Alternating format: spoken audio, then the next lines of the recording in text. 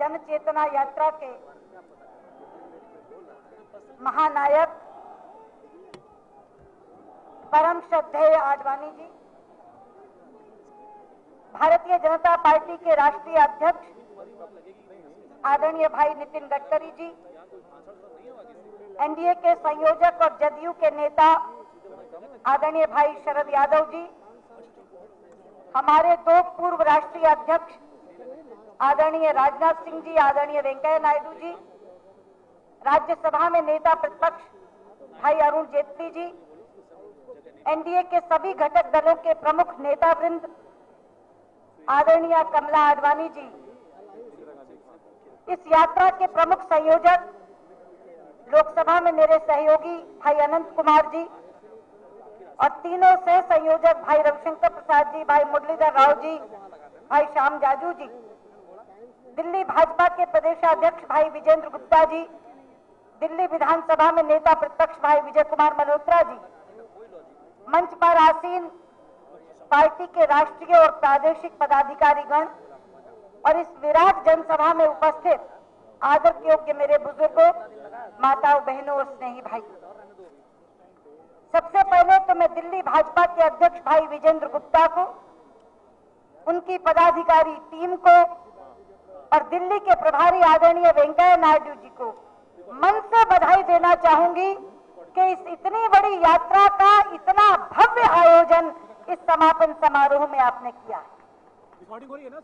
महिलाओं की उपस्थिति तो मन को बहुत ही अभिभूत करने वाली है और इसके लिए विशेष आभार प्रकट करना चाहूंगी दिल्ली प्रदेश महिला मोर्चा की अध्यक्षा बहन शिखा राय को और उनकी पदाधिकारी टीम को, यहाँ की महिला कार्यकर्ताओं।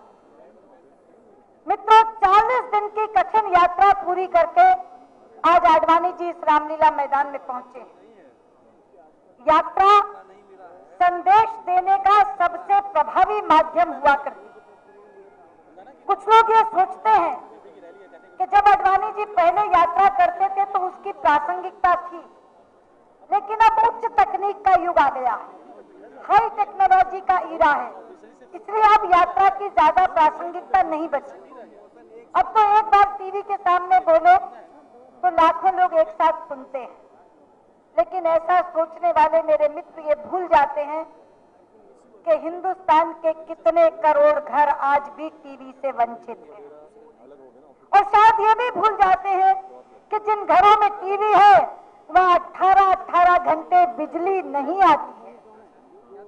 मित्रों, जब मैं आईएनबी मिनिस्टर थी तो मैंने एक आकलन करवाया था कि हिंदुस्तान के कितने करोड़ घरों में टीवी है। उस समय भारत में 21 करोड़ घर थे और केवल 7 करोड़ घरों में टीवी थे। 2/3 घर हिंदुस्तान के टीवी से वंचित थे। अब संख्या बढ़ गई होगी तो भी 1/3 घर आज भी ऐसे हैं जहां टीवी नहीं। लेकिन जब यात्रा निकलती है मित्रों, तो जिस गांव के आगे से गुजरती है उस गांव का अगर एक व्यक्ति भी यात्रा में आकर खड़ा हो जाए तो पूरे गांव में उस संदेश की चर्चा होती। वो यात्रा जिस सड़क से गुजरती है उस सड़क पे कुदाल लेकर खड़े हुए मजदूर के कान में अगर एक शब्द संदेश का पड़ जाए तो उसकी चर्चा होती।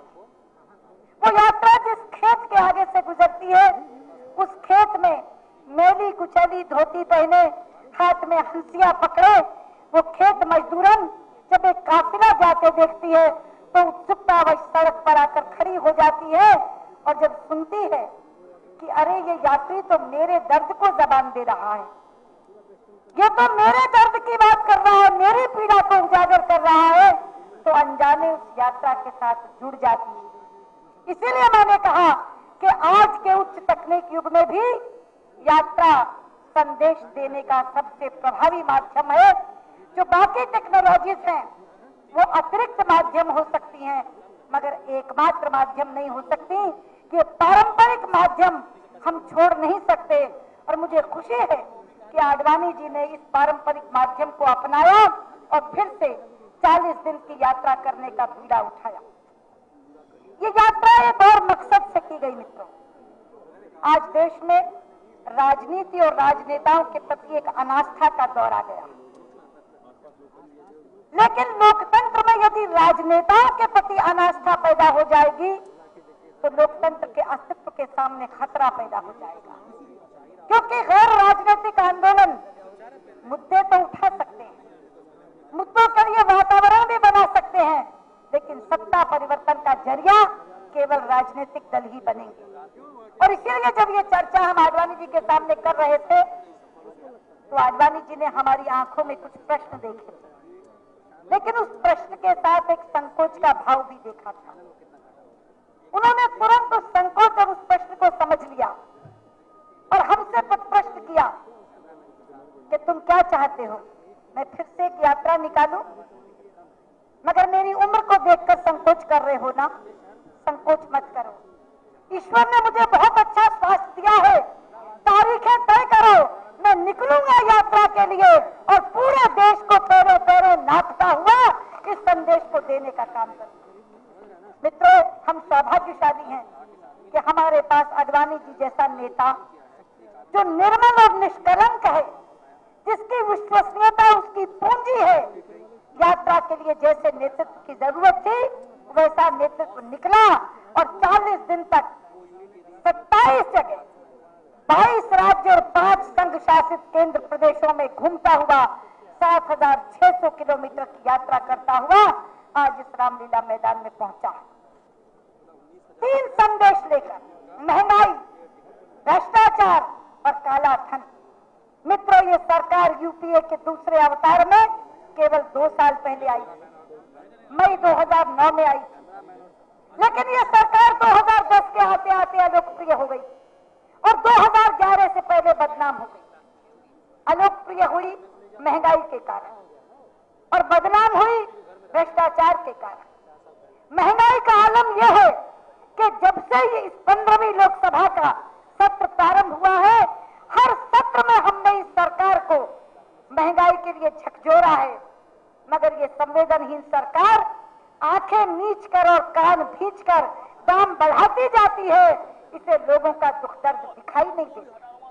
मैं महिला हूं, महिलाओं का दर्द जानती हूं।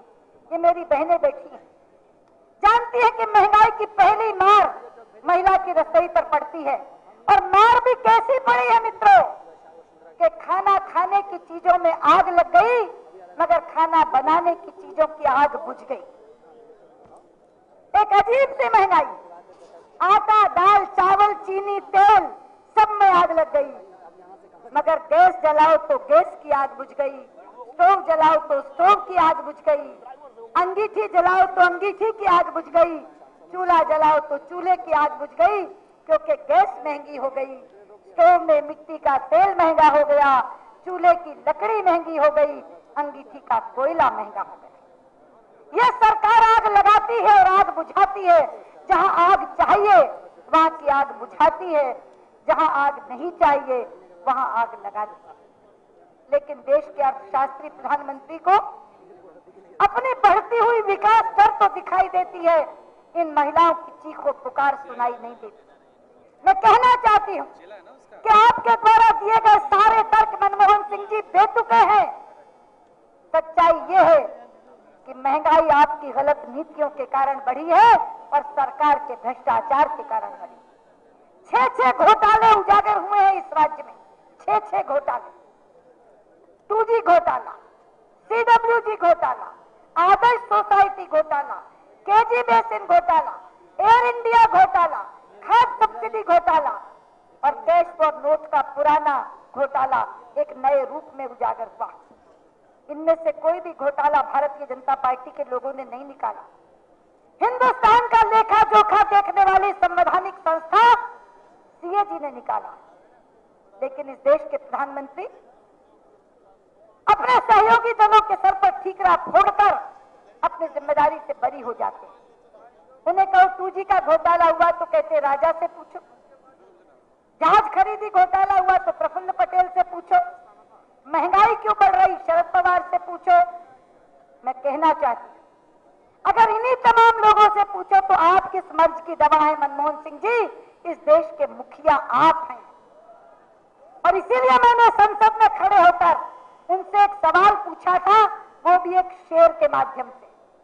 एक शेर पढ़ा था मैंने लोकसभा में। मैंने पूछा था मनमोहन सिंह जी से कि तू इधर उधर की ना बात कर, ये बता कि काफिला क्यों लूटा।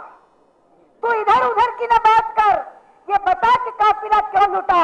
हमें रहजनों का पता नहीं, तेरी रहबरी का सवाल है। लेकिन उसका जवाब उन्होंने एक बड़ा गैर प्रासंगिक शेर पढ़कर दे दिया था, मगर वो जवाब नहीं था मित्रों। उसका जवाब मैं आज इस मंच से देना चाहूं। उस शेर का जवाब है, मैं बताऊं कि काफिला क्यों लूटा, मैं बताऊं कि काफिला क्यों लूटा, तेरा रहजनों से था वास्ता। मैं बताऊं कि काफिला क्यों लूटा, तेरा रहजनों से था वास्ता। हमें रहजनों से गिला नहीं, तेरी रहबरी पे मलाल है, मलाल है। मनमोहन सिंह जी, आपकी रहबरी पर मलाल है।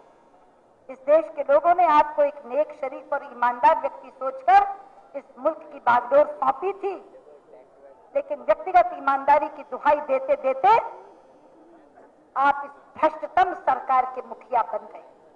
और इसीलिए हमारे आडवाणी जी को निकलना पड़ा, उम्र के इस पड़ाव पर निकलना पड़ा, आपके भ्रष्टाचार के कारनामों का पर्दाफाश करने के लिए, विदेशों में जमा काले धन को, सूची को उजागर करने के लिए, इस देश की महिला की महंगाई का दर्द कहने के लिए। मित्रों, आज यात्रा समाप्त हो रही है, मगर संघर्ष समाप्त नहीं हो रहा। यात्रा समाप्त हो रही है, संघर्ष की शुरुआत हो रही है। अभी संघर्ष संसद में होगा, 21 दिसंबर के बाद संघर्ष सड़क पर होगा। सड़क के संघर्ष का नेतृत्व हमारे राष्ट्रीय अध्यक्ष नितिन गडकरी करेंगे और संसद के अंदर का नेतृत्व आदरणीय आडवाणी जी के मार्गदर्शन में भाई अरुण जेटली जी और मैं करेंगे।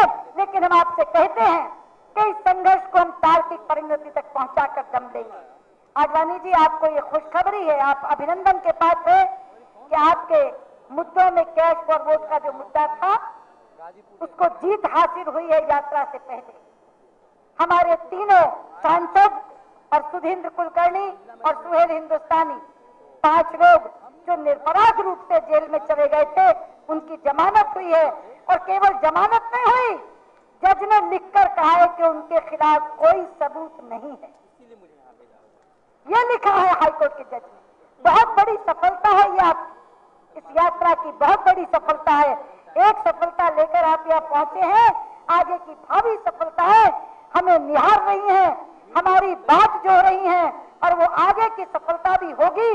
इस केस में भी जब तक हम अपने निरपराध लोगों को बाइज्जत बरी नहीं करवा देंगे और सही दोषियों को दंडित नहीं करा देंगे, तब तक संघर्ष समाप्त नहीं होगा।